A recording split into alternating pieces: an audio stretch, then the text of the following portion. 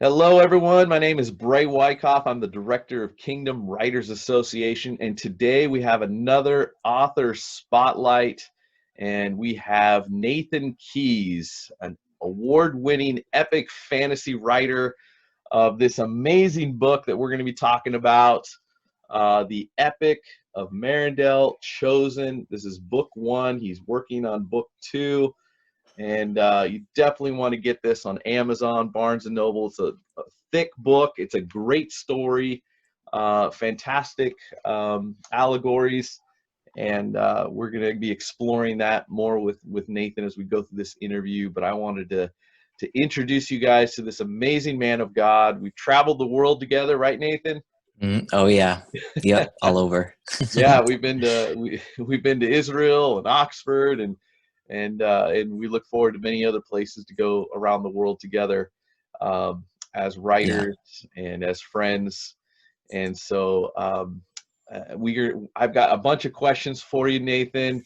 And as we go through these questions, I know that everybody that's listening to this is going to be blessed by this interview. And those that are watching and listening, I want you to receive. This is about us giving you um, what we have. It's not about selling books.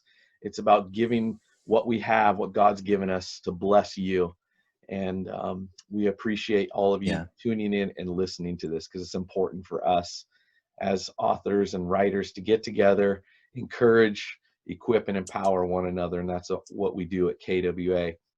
So Nathan, when you came to KWA, when was it? It was early on or a year after we started? 2017, Okay. February 2017. All right. Yep. So 1 year after KWA launched, you came in to the picture, and you were broken and crumbly and looking for somebody to talk to about Uh, your thoughts about your book. Was that yep. right? Did I get that right? Yeah. So I walked into this group believing that I was the only person in my generation who wanted to be like C.S. Lewis and write books like, the Chronicles of Narnia. And I Yeah. walked out knowing that I was part of an army of Yeah. people all like-minded around the purpose of like we want to influence culture for Christ through our writing. And Yeah. I'm just like, wow, like I'm one with these people. Like these are my comrades, my people. Yeah. Like Yeah. I It's so great. couldn't stop going after that. It's it's Yeah, like my favorite thing. we tried so hard to get rid of you, Nathan, but you just kept Well, coming yeah, back. yeah. I'm like, yeah, It's so much fun when you find a group that you can just relate with and talk and just be encouraged. And we need that. So important. So we want to yeah, bless everyone with encouragement this interview. And so my first opening question for you, Nathan, is how did publishing The Epic of Marindel, your first book, change your process of writing or change you? It could be something personal that how it affected you and not so much your writing, but just kind of walk us through that feeling and getting that first book out. yeah. So I feel like writing my first book, I wrote really fast. Like I just pumped out the story. I remember as soon as I had in mind, like I'm gonna publish this book, like this is no longer a hobby, like I'm going Yeah. after this. Yeah. I wrote the whole second half of the Epic of Marindel in 6 months. Yeah. And that's on top of working full time and hanging out with friends and all that other stuff I was doing. So I was just like getting after it. Now I feel like when I'm writing, I'm thinking more about like how are people going to interpret this, and am I developing this character correctly, and am I showing instead of telling, and I'm just Right. like it slows me down a little bit, So that's good in a way because it's like it kind of shows I'm not being super careless with the story and whatnot. But I also kind of have to loosen up a little bit, just kind of let the story get out there, and I Yeah. can edit it later. That sort of thing. So Yeah. That's yeah, awesome. that's the biggest thing. I love how you said that you were working full time, you were still hanging out with friends, and you were still committed fully to getting this book completed. And a lot of people struggle with their time usage. And how did you navigate that? writing that with your time constraints? So some people think it's really crazy, but I feel like just the way the brain works, it just like worked really naturally for me. So I worked in biotech for my full-time job. So I'd be in the office and I'd be doing a lot of like brain science, like technical stuff, Yeah. for my 8-hour job period. And then after that, I would stay in the office late. Um, Everyone would leave and it'd be super quiet and I could focus really well. And then I would start working on book stuff. And I just felt like it was just such a relieving shift from going to the science to going to now I'm doing creative, Yeah. imaginative work. And it was liberating. And I would stay there for like 2 to 3 hours every weekday, just working on whatever I could. And then I'd go home and just eat So dinner, go to yeah, bed. yeah.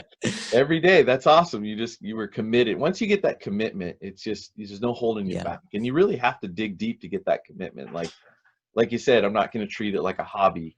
And you say, no, this means so much that I'm called to write this. I have to get it out. And you did it. And well done. You did it very well, guys. The book is brilliant.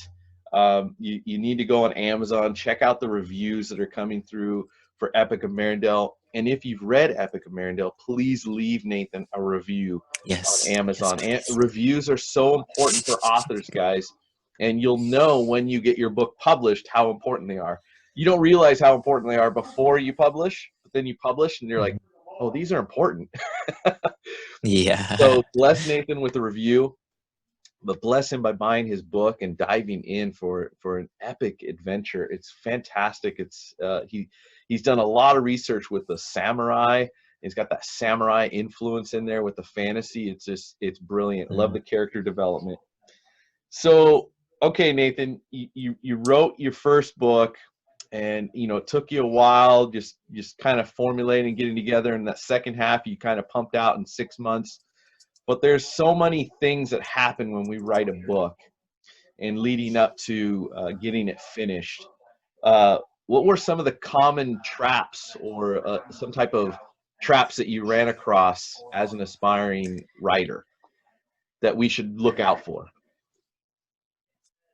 So I have two sides of the same coin, you could say, that I really struggled with when I was writing my first book and kind of getting into the beta reading and editing stages. The first one is, this story is really close to my heart, but like, I don't know if other people are going to like it. And, I'm like afraid to like show people because it's like, oh, like, what if I'm just a weirdo and my story's weird and, it's not good enough. And so there's that doubt and that discouragement that comes like, oh, my story isn't good enough, no one's going to read this, no one's going to enjoy this. Yeah. So it makes me hesitant to show it to anyone or even to write it in the first place sometimes. And so I'm just like, it's just a daydream, just whatever. But have to remember, like, God gave me this imagination for a reason, and in writing with him these stories, he is communicating to the reader through these characters and through these events in ways that they're going to understand. I may not know what God ever says to them through my work, but I have to trust that he's using this and it's really powerful. So that's number one. Yeah, that's so good. Number two, the other side of that coin is believing once I finish the book, I'm like, it's perfect. I love it. It's ready to get out there and change the world. And then I send it to my beta readers and I get my feedback and I'm just like, oh my gosh. Like some of that feedback was just vicious and just, Yeah. it was great. But like, me and thinking my story, my baby is like the most perfect baby in the world. It's like, it's humbling. So I Yeah. would say, the trap to look out for there is, having an open mind for positive critique when you have others look at your work and, just being open. Like, I know there's room for improvement and I'm going to take any feedback I can get and improve on that. And that doesn't mean I'm accepting everything that people are telling me. If I feel strongly that a character has to do or say a certain thing and, some people might not like it, but I'm like, no, this is essential to the story. It needs to be this way. So I'm going to make that call. But if there's a way that I can kind of tweak it a little bit to make it more interesting or more relatable or something like that, then I'm going to do that. I'm going to make it better for everyone to read and everyone to understand, so that the overall impact of the story will be stronger in the end. Yeah, that is so brilliant. I mean, this is such great talking points, Nathan, you're bringing up, because all of us struggle with those two sides of the coin. I mean, Mm-hmm. the beginning part where you think it's just not good enough. We deal with comparison. You Yeah. hit with the overwhelming gravity of it, like, what am I doing, who do you think you are, those type of things Yeah. keep hitting you, and then you get to that point where, like, this is awesome, it's perfect, can't wait for everyone to get this, and then you get that Mm-hmm. feedback. Now listen to this, guys. He took the time to get a beta readers to give him the feedback that he needed. A lot of people don't do that. They just get an editor, simple grammatic, they edit, and then it comes back to them, and they get the actual reviews on Amazon as their beta readers, which is Mm-hmm. not what we You want. don't want that. You're going to get Nope. devastated by those type of reviews. Yeah. And so the beta readers help clean up some plot holes, and they're readers with Mm-hmm. opinions. So that's what a beta reader is. They're giving us their opinion of your book, and they don't have to be writers. We want opinions at that point. So that Yeah. is brilliant. Okay, Nathan, what is your writing kryptonite? I love this question. What? Dun dun dun. Yeah, it can trip us up sometimes when you get that. You're like, wait, what is my kryptonite? No. I'm As like, simple what? I as have a chocolate, weakness? right? I thought I was good to go. No. So for me, I've discovered that because I love world building and I love history and I love characters and just mushing it all together in this big complex yarn ball of stuff, that sometimes I have too many ideas. When I try to put all my ideas in the same story, it creates this complicated chessboard where I'm controlling several sides, several armies, you could say, of really intelligent chess pieces, that they all have their certain moves that they're able to make or not make. And, you move one piece and then you realize, oh, this other, this villain character is actually really smart. He's going to figure that out to take this guy out. We can't have that because we need this guy to live. So we Yeah. can't do that.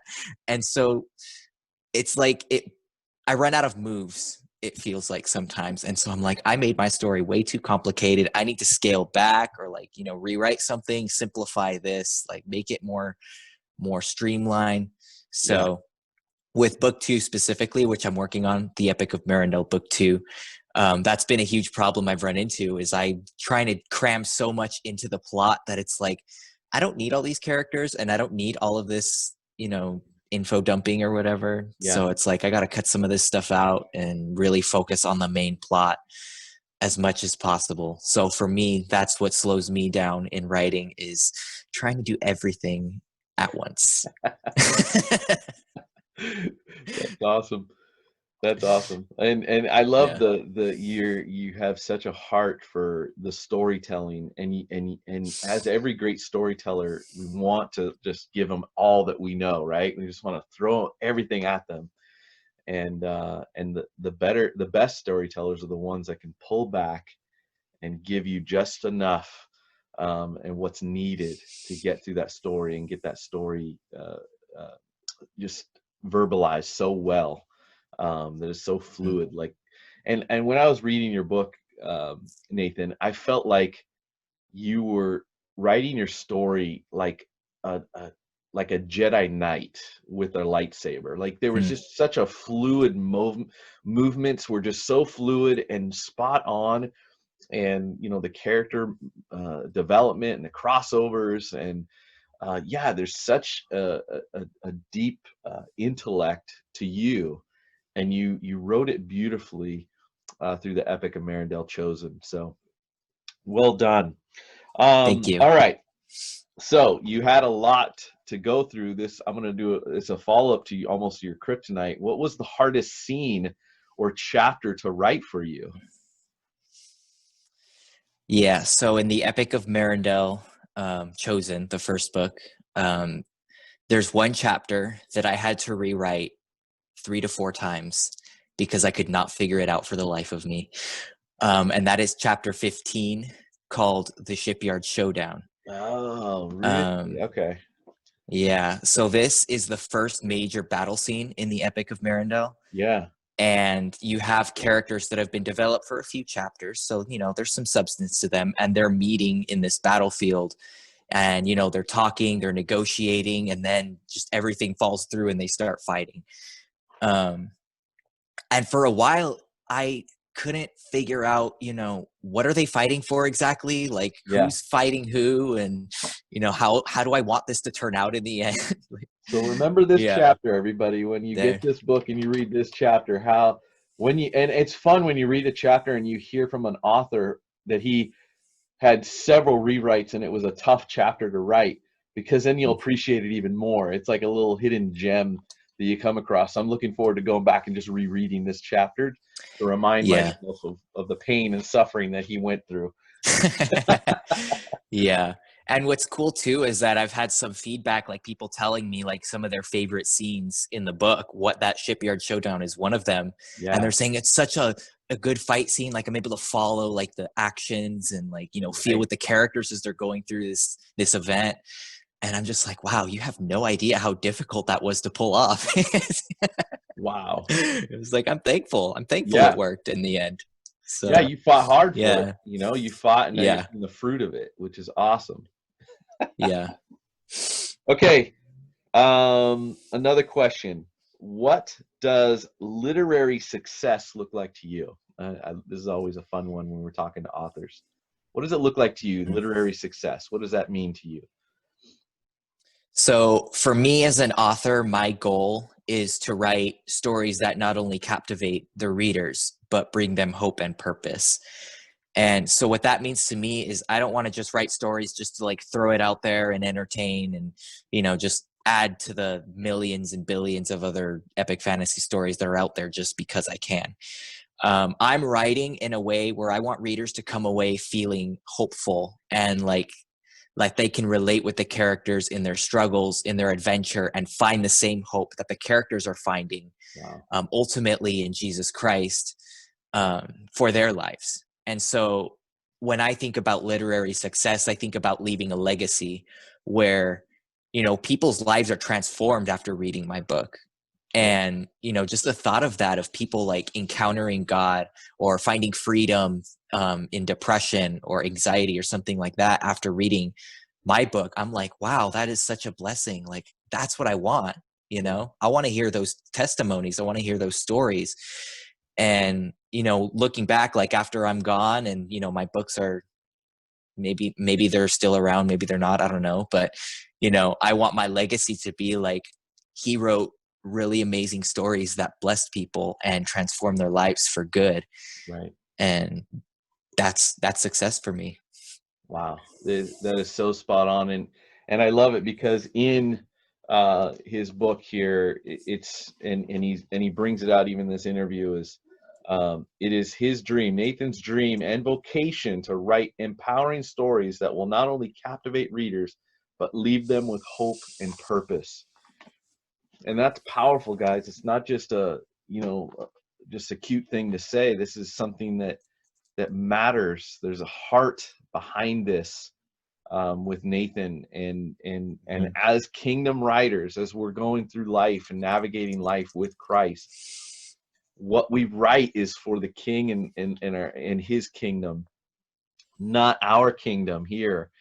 Amen. And that sets us apart. And so when you hear the heart of a kingdom writer that you're listening to right now, that's where it separates him from the rest of the pack. That's what separates him and makes him unique. That's what separates you guys that are listening to this and that you're going after your writing assignment, whatever it is. It could be a blog, it could be magazine articles, it could be writing law, it could be writing the next C.S. Lewis book, whatever it is that God's Mhm. called you to write.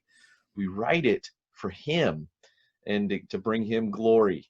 And he's trying to reach more people for Christ through his storytelling. not just to tell a great story, that somebody else, a lot of us are telling great stories out there, but what is the meaning? What is the purpose behind it? So important. So I commend you, Nathan. That is awesome. All right. So people are going to ask this, and I love to ask this. What are you working on now? You've got your first book out. You got the book. Now what's next for you, and what do we have to look forward to from you, Nathan Keys? Yeah, so y'all are probably expecting me to say Epic of Marindel Book 2, right? I was hoping Well, so. while that is somewhat true, there is something else that's going to come first very Okay. soon. And this is called The Great Story of Marindel. And the tagline is Encountering Jesus Through the Art of Storytelling. Wow. Okay. So what this is a project of taking the allegory story from the Epic of Marindel Chosen, which is basically like the gospel telling in the story of Marindel, Yeah. and taking that to stand on its own, formatting it a little bit so that it can just be independent, and adding study questions to it where the reader can like kind of think through the story more, like really get in depth into Wow. the biblical symbolism, the biblical references that are in the story, where the Epic of Marindel Chosen is written in such a way that a secular reader can read it and know what's going on and totally enjoy it.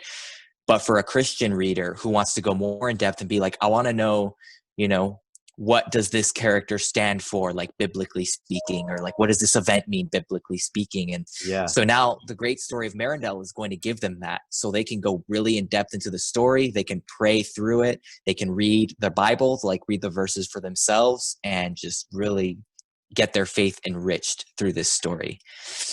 Oops. Okay. So that is epic, because this is the first I've ever seen someone going to do a study guide for an epic fantasy book. That is brilliant. That's amazing. What led you to do this? Like,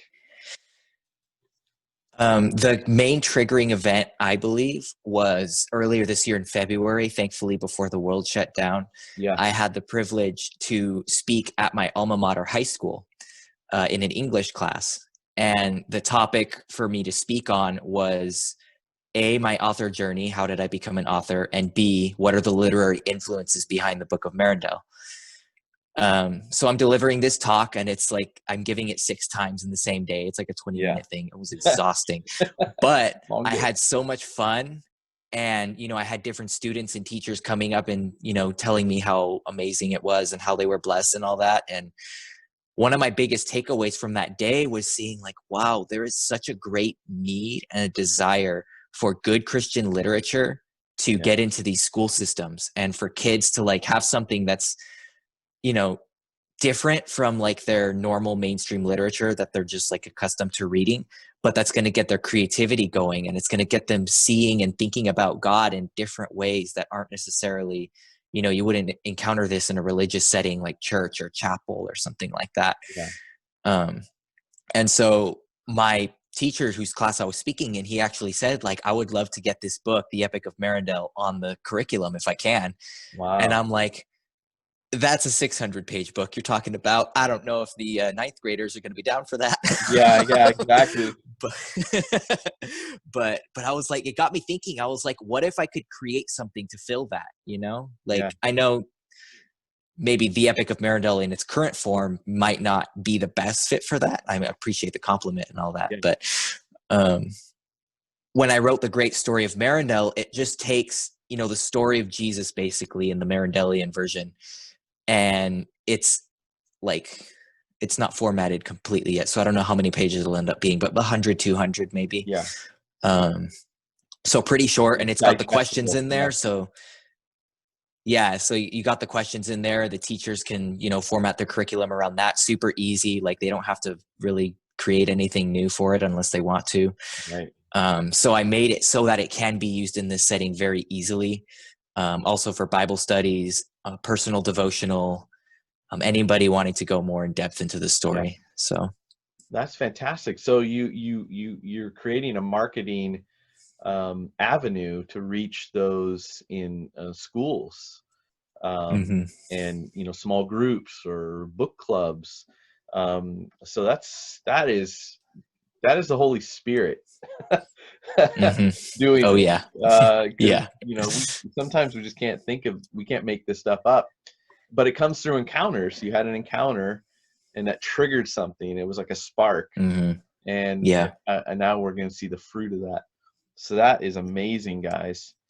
And I noticed that I noticed, what are you wearing right now there, big guy? Mm. What, I'm what, glad you asked. what are you So wearing? this I can't see. is my Oh, sweater. the Epic There we of go. Marindale sweatshirt. Uh, What? yes. So Yes. I love the image, the whole thing with the way you got this all done. Sharon Marta did a fantastic job. You got the Excellent logo done. artist. And so Sharon Marta, well done. That's on our resource page. She does award-winning um, covers, book covers. Hmm. So I love it. And now we've got merchandise. And if you guys are interested in getting, one of these cool sweatshirts, or there's shirts, there's women tees, there's kid tees, there's coffee mugs, bags. Coffee mugs. You can get all the swag and everything. You can go to his website, nathankeys.com. There's Nathan Keys. Nathan Keys. Get it spelled right, and .com, nice and easy. And there's Hmm. a shop, shop or merch. It's a merch tab up there, and you can check that out. That's fun. I'm gonna get myself a shirt, All and right. that's awesome. I loved it. I saw that Twinsies. today. I'm like, come on. I Yeah. love it. And so fantastic. And Nathan, you're on Instagram and Facebook. That's right. Instagram and Facebook. Yeah, so look him up, Nathan Keys. You can search for him and become friends. Nathan Keys 23 is my handle. Okay, Nathan Keys 23. Mhm. Find him, follow him, and so you understand when he's going to release his next work. That's going to be fantastic, and I'm looking forward Mhm. to it as well. I'm so excited because I read this. I got an autographed copy, and it's now on my bookshelf back here, guys. And this is worthy to buy the hardback. And Oh it's, yes. it's a little bit more pricey, but there's sometimes I will invest in hardbacks because they last longer, they look beautiful, and it's solid, right? Mhm. Uh, Oh and yeah. it doesn't curl, it doesn't mess up, it just looks brilliant and beautiful on your bookshelf. I mean, just imagine that right there on your bookshelf, and have it with your other ones back there. So fantastic. All right, I've got one last question for you that's super important, so don't get nervous. But Nathan, why do you write? And I know we've Mm. kind of skirted around these throughout, but I just like you to directly focus. Why do you write? I write because I have purpose from the Lord. That is the simplest way I can put it. But I wholeheartedly believe that He gave me this crazy imagination I have for a reason.